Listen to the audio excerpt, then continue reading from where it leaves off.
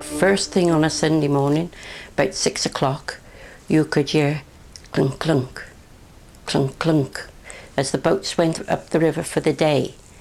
I must only have been about 16, and there was Jordan's boathouse just this side of the Wye Bridge. We hired a boat and went along the river. Well, I couldn't swim, and she rowed for a while and she got tired. We changed places, still on the river.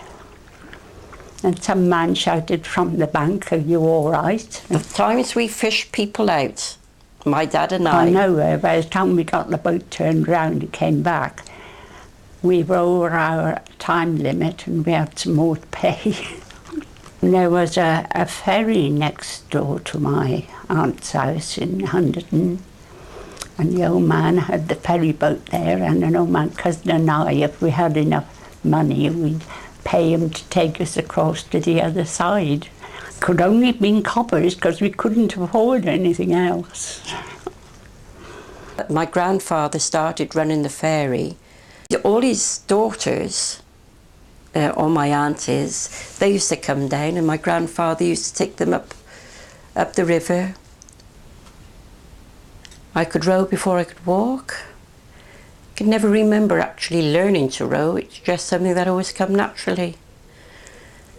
We always had taken in turns to help grandfather and my father to run the ferry. But they weren't so interested in it as I was. I did follow my father and grandfather in that respect. When the war was on, they used to take a lot of the people over that used to work over in the waterworks. They used to take them over about 6 o'clock in the morning and fetch them over about 6 o'clock in the evening. It used to be a penny for children, threepence for grown-ups.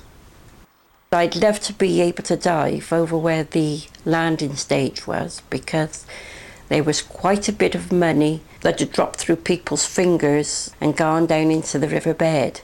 So I bet there's quite a fortune, really, and a couple of pairs of shoes of mine.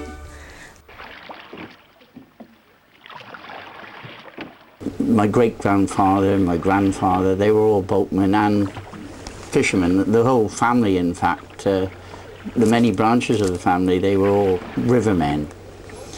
And I grew up with boats, as it were, on Simmons Yacht. In the early days, of course, mostly it was rowing boats.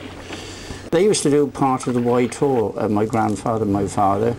They wouldn't consider what we do now as the real river trip, which was from Simmons Yacht down to Monmouth in rowing boats, and this is negotiating the rapids, and then the people would be picked up by the chauffeur-driven cars. The trade was a little bit different in those days, and they bring the empty boat back, and they might do that 2 or 3 times a day. So that was the last remnants of the Wye Tour, made very famous in 1770 by William Gilpin.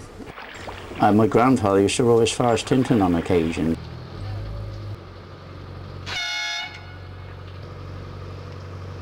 Well, good afternoon, ladies and gentlemen. Welcome aboard. For the next 40 minutes, we'll be pointing out the various places of interest as we travel around the valley and village of Simmons Yacht. A couple of government ministers we've had on board. Like everybody else, I want to see the sights. Just coming into view through the trees on our left in a moment or two is Whitchurch Parish Church, Simmons Yacht lying within the parish of Whitchurch. Built over the villages, on the riverbanks, most people coming to church by boat in days gone by.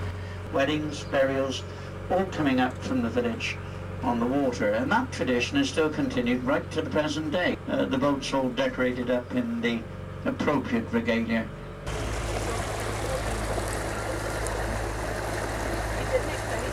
We used to have the railway, first of all, which used to bring passengers, in particular in my father's and grandfather's time, or charabancs, as they used to call in the old days. The ferry here was a horse ferry, hence that very wide, gentle, sloping causeway down to the river, and the ferry boat to give the animals easy access. The horse boats really came into their own after 1809 when the horse towing path and navigation company was formed. The same simple method though still used today, the ferryman simply standing on the front of the boat, pulling on the rope with his hands and pushing the boat with his feet. They've survived here simply because the river divides the village completely in half. We have no bridge in the village itself, so we rely entirely on this ancient method for getting people across.